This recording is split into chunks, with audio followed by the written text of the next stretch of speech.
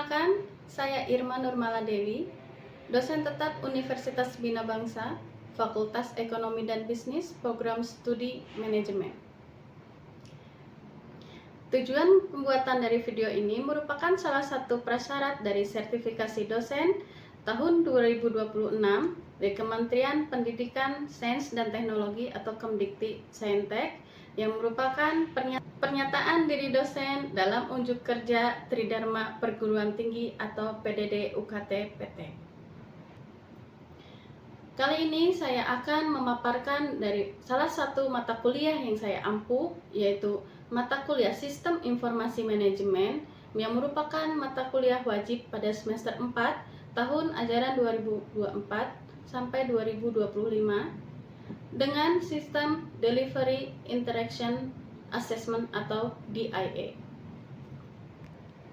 Deskripsi singkat mata kuliah Sistem Informasi Manajemen yang diampu pada semester 4 tahun ajaran 2024 sampai 2025 dengan bobot 3 SKS, yaitu menjelaskan tentang konsep dan penerapan sistem informasi dalam mendukung fungsi manajemen dan aktivitas organisasi, di mana materi ini meliputi konsep organisasi dan juga manajemen, sistem data dan informasi, komponen dan manfaat sistem informasi manajemen, basis data, pengembangan sistem informasi, penerapan sistem informasi manajemen pada fungsi dan proses bisnis organisasi, pengelolaan SDM atau sumber daya manusia, serta pemanfaatan informasi dalam pengambilan keputusan. Mata kuliah ini membahas evaluasi dan pengembangan sistem informasi manajemen dalam menghadapi perkembangan teknologi dan transformasi digital organisasi.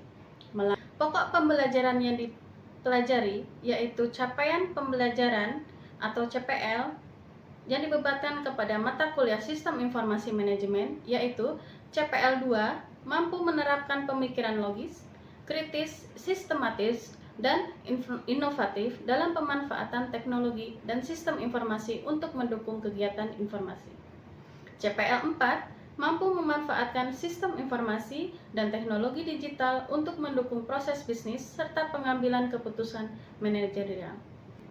Sedangkan capaian pembelajaran mata kuliah Sistem Informasi Manajemen atau CPMK yang akan diraih yaitu CPMK 1, mahasiswa mampu memahami konsep dasar sistem informasi manajemen, fungsi dan komponen sistem informasi, basis data, serta analisis dan pengembangan sistem informasi. CPMK 2, mahasiswa mampu memahami dan menerapkan sistem informasi fungsional dalam organisasi yang meliputi sistem informasi akuntansi, pemasaran, SDM, manufaktur, keuangan, sistem informasi eksekutif, dan sistem pendukung keputusan. Evaluasi penilaian yang saya berikan dalam mata kuliah Sistem Informasi Manajemen dilakukan dalam 5 tahapan. Yang pertama merupakan absensi yang dengan bobot 10%, kemudian tugas pribadi dan juga kelompok sebesar 15%, kemudian kuis yang dilaksanakan 2 kali sebesar 10%, yaitu sebelum UTS dan sebelum UAS. UTS sendiri memiliki bobot 25% dan UAS sebesar 40% dengan total 100%. Metode pembelajaran yang digunakan dalam sistem informasi manajemen ini yaitu dengan diskusi atau ceramah langsung yang dilakukan dalam kelas, dan yang kedua melalui interaktif Zoom meeting dan juga Google Meet sesuai dengan kebutuhan sistem di perguruan tinggi yaitu blended learning. Dalam penyampaian materi pembelajaran ini, selama 1 semester dilaksanakan sebanyak 16 kali pertemuan dengan 1 kali UTS dan 1 kali UAS dan 14 kali tatap muka secara langsung. Demikian pemaparan mata kuliah Sistem Informasi Manajemen, Program Studi Manajemen, Fakultas Ekonomi dan Bisnis, Universitas Bina Bangsa. Selanjutnya, mari kita simak video pembelajaran yang saya lakukan dalam ruang kelas. Silahkan.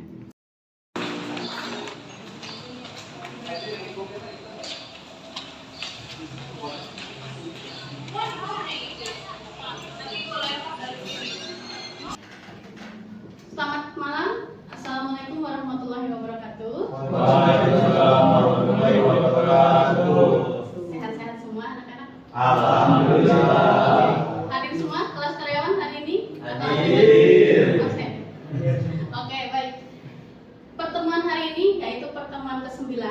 kita lanjutkan lebih fokus ke dalam organisasinya. Judulnya hari ini kita nyampaikan materi Sistem Informasi Manajemen pada Pengelolaan Sumber Daya Organisasi. Kalau minggu kemarin kita fokus ke sumber daya manusianya, malam ini kita sampaikan ke organisasinya. Kalau di lapangan, ke tempat kalian kerja, biasanya lebih fokus ke perusahaannya masing-masing. Misalkan ke e-commerce, e-commerce itu bergerak dalam bidang sepatu, ya kan? Perkaretan, produk sendal, sepatu udah terkenal banget ya di Serang Banten atau di Provinsi Banten ini. Ada yang familiar dengan industri 4.0? Sudah ya, lebih fokus ke AI-nya nih 2026 apalagi. Kita sering ketemukan misalkan flash di Google, di Ads, dimanapun itu AI lagi, AI. Nah, sini lihat, ada gambar body structure, human structure. Apa sih kalau kalian lihat ini? Apa yang ada di pikiran kalian kalau lihat ada human structure sendiri? Semua tubuh ini punya fungsi masing-masing, punya struktur masing-masing, punya sistem masing-masing. Judulnya Sistem Informasi Manajemen. Ada 3. Seperti pertemuan pertama, ada sistem informasi sendiri, manajemen sendiri. Kita fokus ke organisasi, kita masuk ke manajemennya. Kalau sistemnya ke peralatannya tadi yang kita butuhkan. Informasinya yaitu kita sebagai SDM dan manajemennya adalah perusahaannya. Ketika kita lihat human structure ini ya, misalkan nih, jadi visualisasi sistem informasi yaitu kayaknya aliran darah. Kalau aliran darah kita, nadi kita diputus sama kita sendiri atau sama orang lain, apa yang akan terjadi? Iya, wassalam gitu ya ibaratnya ya. Kita langsung meninggalkan dunia fana ini. Sama dengan organisasi atau perusahaan. Ketika SDM-nya sudah tidak mau atau berkecimpung di dalamnya lagi, maka perusahaan tidak akan bergerak atau maju atau bahkan mampu dengan yang lainnya. Karena nadinya itu adalah SDM itu sendiri, yaitu kita sebagai karyawan atau staf ataupun pejabat internalnya itu sendiri. Oke? Ini instrumen sendiri kita dulu ya. Nah, dalam dukungan fungsional manajemen itu sendiri kita terdiri dari beberapa proses. Dari sini ada dukungan fungsional manajemen yang lebih kita fokuskan. Apa sih dukungan fungsi manajemen itu yang kalian analisa atau dapatkan dari dukungan fungsional manajemen? Secara garis kecilnya, dengan secara luas ya. Satu kata untuk dukungan fungsional manajemen. Apa kira-kira kalau misalkan kalian di perusahaan kalian masing-masing ya, apa sih yang kalian berikan untuk dukungan fungsional manajemen pada organisasi atau perusahaan kalian? Struktur informasi. Ya? Struktur informasi. Kembali lagi, informasi itu kita dapatkan dari satu atau dua belah pihak. Dua belah pihak yang sudah ditukar dan sudah dikelola. Dikelola itu maksudnya kembali lagi, saya mempunyai info bahwa tadi pagi akan terjadi PHK. Infonya ada di saya, berarti itu adalah berita untuk diri saya. Belum saya sampaikan kepada Adam misalkan. Udah jadi informasi belum saya sampaikan? Belum ya. Ketika saya bilang ke Adam tahu nggak? Nanti e-commerce bakal ada PHK loh masal. Oh iya betul ibu. Itu sudah jadi informasi. Jadi informasi itu pertukaran ide, gagasan atau berita yang seketika itu dan mendapatkan timbal balik feedback ya. Betulkah ibu tahu dari mana? Saya jawab lagi, ini saya baca di Ads berita Tangerang misalkan, tangerang.com. Oh iya betul bu, ya itu sudah terjadi informasi. Nah kembali lagi, dukungan fungsional manajemen. Jika tidak ada dukungan dari SDM itu sendiri, manajemen yang di dalam akan stagnan atau begitu-begitu aja ya. Intinya dia nggak akan berkembang, nggak akan tahu keadaan pesaing perusahaan yang ada di luar, terus kemudian nggak akan ada penunjang untuk perusahaan tersebut atau organisasi itu melakukan persaingan ya, gitu, untuk meningkatkan SDM lebih luas lagi. Dia stagnan, diem aja di tempat, intinya seperti itu. Pakar ini dari sama sebenarnya sistem informasi manajemen, kita ambil pakarnya juga sama dari Scott, James sama Jugianto kalau yang lokalnya ya. Udah familiar banget kalau Bapak Jugianto menjadi sistem pakar dalam sistem informasi manajemen. Ini yang terkenal dari Gordon B. Davis. kita bisa lihat juga literatur dari beliau, kemudian Raymond Hellman juga. Nah, yang kedua kita masuk ke perkembangan teknologinya. Kenapa sih sistem informasi manajemen itu kok masuknya ke perkembangan teknologi gitu? Apa hubungannya? Ada nggak ya pemikiran kalian? Kenapa sih sistem informasi manajemen? Kan judulnya udah manajemen. Kenapa sih harus ada hubungannya dengan perkembangan teknologi? Karena ketika informasi tidak dibarengi dengan teknologi, maka informasi yang tersebar itu tidak secara menyeluruh. Oke. Ada yang menambahkan? Oke. Jadi sistem informasi manajemen dengan teknologi dia saling mendukung. Ketika kita bekerja, kalau zaman dahulu mungkin kita tidak begitu membutuhkan teknologi yang tinggi. Cuman datang kerja absen manual tulis tangan selesai. Saat ini kita tidak akan lepas dari teknologi yang ada, terutama jaringan yang tersedia, ya kan? Sekarang udah komputerisasi, kita harus ikut komputerisasi. Sekarang musimnya AI, kita harus menggunakan AI. Misalkan kita perusahaannya udah maju, tapi kita masih manual. Bentar ya, saya ketik dulu, tek, lama, keburu kabur, ya kan? Jadi perusahaan yang bagus, perusahaan yang mampu bersaing, dia juga mengikuti teknologi yang ada, agar SDM yang ada pun ikut berkembang. Bagaimana Bu kalau SDM yang ada itu hanya lulusan standar misalkan S1 atau D3? Apakah mereka harus kuliah lagi? Misalkan gitu ya. Banyak sekarang nih yang udah jadi kepala divisi, kepala cabang dan yang lainnya. Dia dulu misalnya SMA, tapi udah jadi kepala divisi. Terus kemudian staf yang baru masuk, dia udah lulusan S2 misalkan. Mau nggak mau yang kepala divisi tadi harus ikut mesediakan teknologi yang ada. Masa ia stafnya mampu mengoperasikan komputer misalkan, dia kepalanya masih menggunakan mesin tik. Jadi kita harus mengikuti teknologi yang terus berkembang dari tahun ke tahun. Menurut kalian, dengan adanya industri 4.0, dengan adanya teknologi yang makin tinggi, yang tiap tahun bahkan nggak nyampe tiap tahun ya, per 3 bulan, per kuartal, per semester, ada aja perubahan dari teknologi itu, membuat manusia makin malas atau makin cerdas atau makin hebat. Tergantung orangnya Bu. Tergantung orangnya. Yang bikin ini siapa sih? Manusia atau tiba-tiba dia ada? Manusia dibuat untuk manusia, ya kan? Jadi kebutuhan AI ini yang buat dia juga yang merancang adalah insinyur ya, para insinyur. Terus kemudian pada para ahli, para teknisi, ya kan, informatika. Dia menciptakan satu mesin atau alat untuk membantu manusia juga. Jadi dari manusia dibuat ke manusia. Jadi untuk kita, dari kita untuk kita, intinya gitu. Kalau misalkan kita biasanya lelah nyapu secara otomatis, secara manual, adanya bantuan teknologi, ada mesin sapu sendiri. Misal jangan tanda tangan ya, kalau tanda tangan nggak bisa pakai robot, bahasanya robot pakai tanda tangan nggak mungkin ya. Oke. Jadi dari industri 4.0 ini kalian udah ada ya logikanya sampai ke sana ya. Oke. Oke. Dengan maraknya industri 4.0, kita fokus ke dampaknya sekarang. Apa sih yang kalian rasakan setelah banyaknya AI yang berselebaran, berita-berita hoax, terus kemudian ada itu tuh. Sekarang yang lagi rame apa? Mama tolong saya sedang ada di kantor polisi dengan muka yang bonyok-bonyok. Padahal itu mereka baik-baik aja, tetapi ketika orang yang belum paham dengan teknologi dikiranya betul, ya kan? Tolong kirimkan uang sekian, tolong bantu saya transfer kirim dan yang lain. Jadi semakin tinggi teknologi, kita juga harus semakin cerdas untuk mengikutinya. Jangan sampai teknologinya udah tinggi, kita masih di bawah ini aja. Jadi nggak akan. Sama juga dalam organisasi atau perusahaan.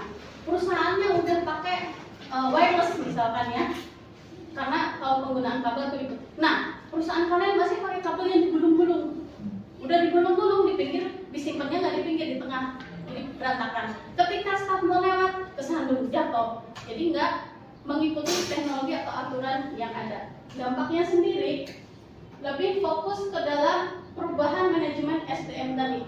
Yang asalnya malas nih ya, malas, udahlah saya mah print aja selesai, bukan print, fotokopi aja selesai. Fotokopi itu hitam dan putih, kalaupun ada warna, dia warnanya pudar. Nah, dengan adanya teknologi ini, teknologi yang sekarang yang canggih ya, apa yang ada di perangkat kita keluarnya adalah sama persis. Kalaupun abu dia akan jadi abu, biru dia akan biru.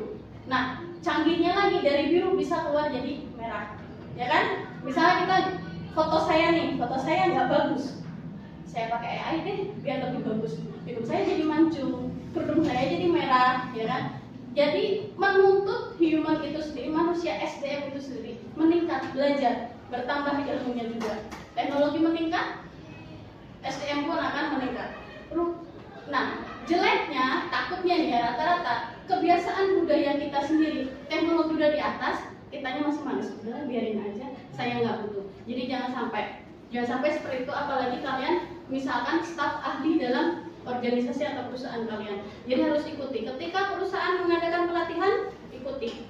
Ketika perusahaan mengadakan sertifikasi, ikuti. Jadi bukan sekedar terpaksa gitu, karena itu suatu kewajiban. Dampaknya pada STM jika tidak mengikuti teknologi yang ada, perusahaan pun akan kena imbasnya, tertinggal. Akhirnya dia tidak mampu bersaing, bankrupt, tutup kasus, dan kalian akan menjadi dirumahkan kembali. Kita juga yang merugi, ya kan? Jadi apa salahnya kita mengikuti teknologi yang sudah ada? Intinya seperti itu.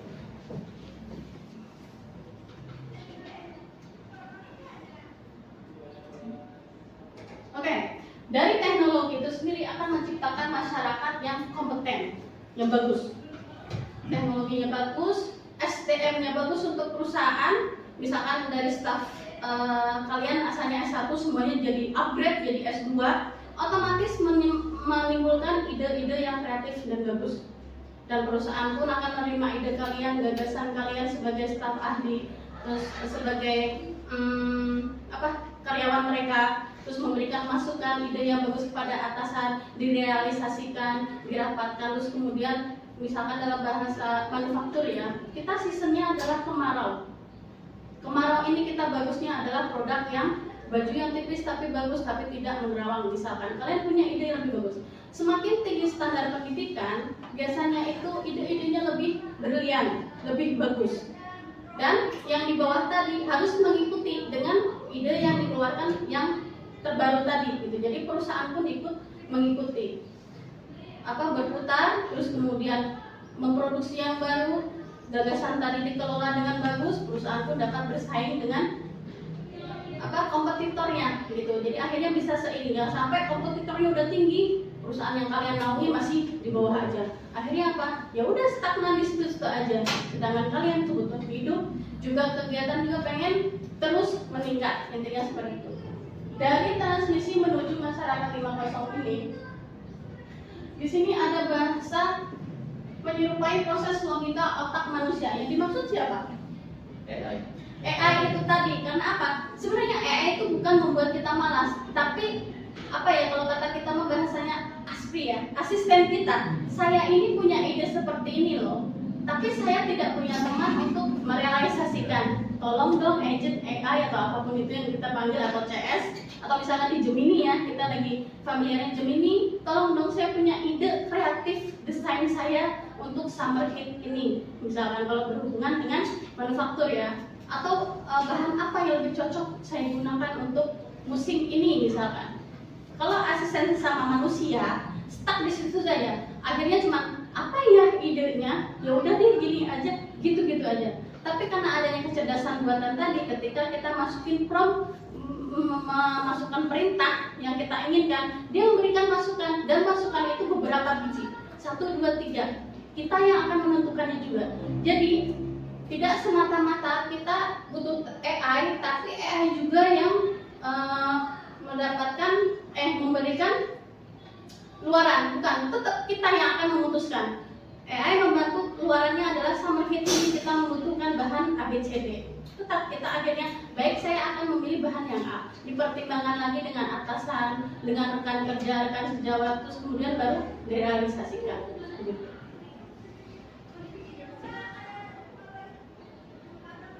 Oke, kita masuk ke organisasi dan strategi kompetitif.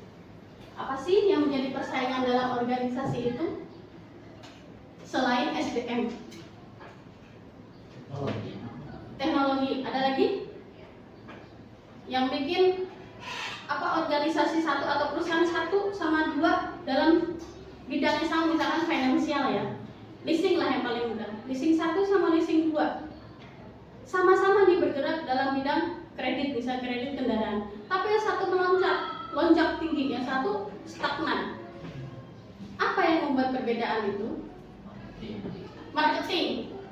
Terus strateginya, yang lebih fokus ke strateginya. Kenapa yang A ini lebih tinggi, yang B ini kok masih diem di tempat aja? Satu, marketing atau pemasarannya. Yang kedua, inovasi. Kreativitasnya. Kembali. Oke, dari tingkat manajemen strategis ini kita menutup pertemuan dalam organisasi dalam pertemuan 9 ini. Nah, kita masuk ke dalam sesi tanya jawab. Bu, sebagai dosen, apalagi kan perkembangan zaman di sekarang ini, semua perusahaan, contohnya manufaktur, itu kan udah zamannya teknologi semua ya Bu ya. Betul. Terus itu pasti jadi SDM-nya itu banyak dikurangi gitu tuh Bu. Jadi bisa yang biasanya satu mesin itu satu orang, sekarang satu orang bisa megang 5 apa 10 mesin gitu Bu. Pendapat Ibu bagaimana? Nah, itu tadi kayak pertemuan penyampaian materi yang di tengah tadi atas peningkatan AI, ya kan, kecerdasan buatan 4.0. Memang dalam segi dampaknya untuk karyawan atau staf itu pasti dirugikan. Yang biasanya satu mesin satu orang, sekarang satu orang megang 10 mesin, otomatis kan orang yang 9 tadi dikeluarkan, ya kan? Nah, kembali lagi ke Society 5.0, teknologinya sudah berkembang, tetapi SDM-nya masih di stagnan. Kenapa ini yang satu tadi bisa megang 10, yang 9 kenapa tidak? Ya kan? Mungkin kurang evaluasi, mungkin kurang pemahaman. Yang keduanya, dia kualitasnya ya, kualitas SDM-nya sendiri itu kurang. Misalkan gini, yang satu tadi sudah mengikuti berbagai pelatihan, berbagai kompetensi, bisa mengoperasikan mesin secara seragam dalam satu hentakan. Sedangkan yang 9 dia taunya hanya manual, pencet on 1, 2, 3 itu menghabiskan waktu gitu. Padahal ada uji kompetensi bagaimana cara mengoperasikan mesin itu secara serentak, terus hasilnya sama, seragam, dan mengurangi kecacatan juga minimum. Nah, kenapa yang 9 tadi dikeluarkan, yang satu dipertahankan? Satu, tidak bisa mengikuti perkembangan teknologi yang sudah ada, jelas. Yang keduanya, pemahamannya juga kurang. Yang ketiganya, harus mengikuti pelatihan yang lebih agar dipertahankan oleh perusahaan itu. Kerugian pasti, terus kemudian mental, psikis juga pasti juga, karena mau nggak mau harus di PHK. Tetapi biasanya perusahaannya sebelum melakukan itu, mereka melakukan penyaringan, pelatihan dulu, siapa yang mau ikut pelatihan, siapa yang mau ikut uji kompetensi agar dipertahankan perusahaan tersebut dan tidak tergantikan. Biasanya seperti itu. Oke? Ada yang menambahkan tidak? Kedua lagi. Silakan ya. Izin bertanya Bu, tadi saya sudah menyimak mengenai sistem informasi dalam manajemen ya Bu. Ada beberapa yang memang harus saya tanyakan karena memang saya juga butuh arahan untuk ke depan bagaimana caranya kita bisa mengimplementasikan sistem informasi dalam manajemen. Nah, pertanyaannya adalah dalam sistem informasi di manajemen itu apa sih kekurangannya dalam teknologi Bu? Dalam teknologi. Oke. Yang di lapangan ya, jangan lihat ke buku. Yang di lapangan yang ada itu SIM kurang dalam teknologi, yaitu mahalnya biaya pelatihan yang berhubungan dengan IT, mesin, terus kemudian uji kompetensi, itu biayanya mahal biasanya. Dan tidak semua perusahaan itu menanggung. Biasanya ada yang menanggung, ada yang difasilitasi ya, ada yang kita sendiri biar kita tetap bertahan dan dipertahankan oleh perusahaan itu. Biasanya kita yang kreatif itu, oh besok ada pelatihan atau misalkan uji kompetensi di perusahaan yang lain misalkan ya, biar dapat sertifikat kita ini kompeten misalkan. Tapi dengan biaya sendiri, kita udah mengajukan perusahaan tidak di ACC misalkan ya, karena itu untuk uji skill kita sendiri, kemampuan kita sendiri. Terus kemudian yang keduanya, yaitu tadi kelemahan manusia itu adalah rasa malas dari diri sendiri. Padahal fasilitas udah ada, terus kemudian tempat pelatihan udah ada. Apa? Saya malas. Malas sih kenapa? Karena saya sudah nyaman begini. Nah itu dia, rasa malas tadi yang digeserkan oleh teknologi. Jadi teknologi maju, kitanya masih stagnan. Akhirnya kita nggak bisa mengikuti. Dan perusahaan mau nggak mau dia harus selalu berjalan, berkembang, ngikutin kompetitor. Kalau masih diam di tempat, kompetitor yang udah terbang masih di tempat aja dan nggak bisa ngikutin, akhirnya apa? Produksinya segitu-segitu aja, nggak bisa nembus ke yang lain gitu. Misalkan suruh modal sendiri, biasanya orang yang udah megang uang ya untuk keperluan diri sendiri sayang. Nah itu jeleknya. Tapi jika memandang masa depan bahwa teknologi ini makin berkembang loh, dan kita bisa digantikan teknologi, apa salahnya sih saya ikut belajar agar teknologi tetap di bawah saya, jangan sampai saya di bawah teknologi gitu. Jadi saya harus tetap di atas, teknologi tetap saya pegang, tapi jangan sampai teknologi yang pegang saya gitu. Dengan modal dulu, tapi kita panjang ke depannya.